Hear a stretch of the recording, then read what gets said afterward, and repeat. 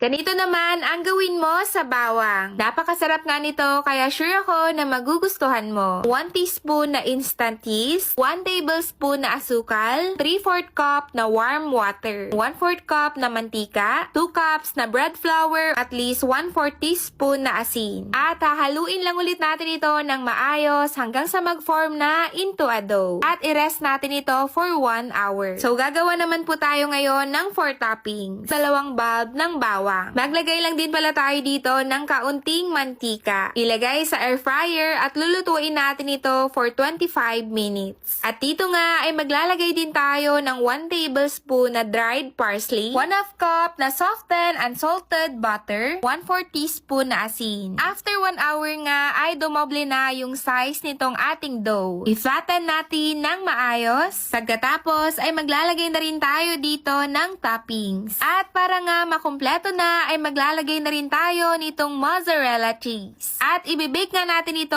200 degrees Celsius for 25 minutes. O hanggang sa maging toasted na yung ibabaw nito.